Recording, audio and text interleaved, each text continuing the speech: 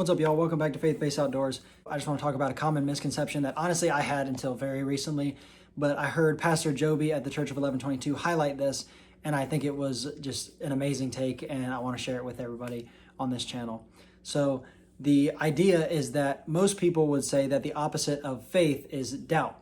And I'm not going to lie, I thought that for really my entire life until recently, until I heard this take by Pastor Joby.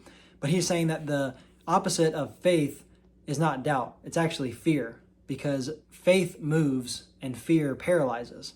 So if you're paralyzed with fear, you're not going to be moving. Many people have heard the phrase paralysis by analysis, meaning that you're trying to analyze stuff and get a perfect answer, and you just end up paralyzed with fear and not knowing what to do.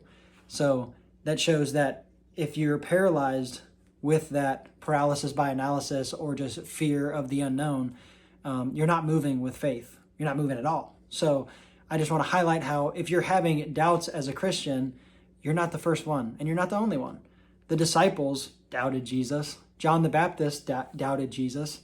And I'm pretty sure almost every other Christian on this planet at some point has doubts, whether that be doubts in just the existence of God himself or the doubts about what you should do with your life. I know, particularly in my case, I often wonder that when I think about what does God want me to do, and just wanting to serve him to the best of my ability, like with career choices and everything else.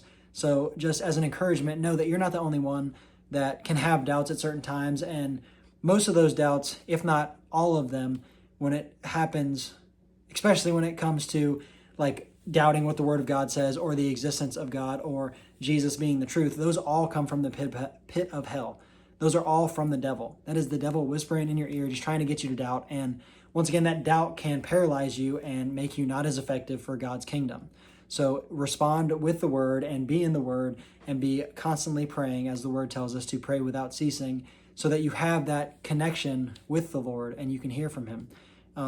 He speaks obviously through his word. He can speak through other people. He can speak through everything. So once again, I just want to highlight that doubt is not the opposite of faith.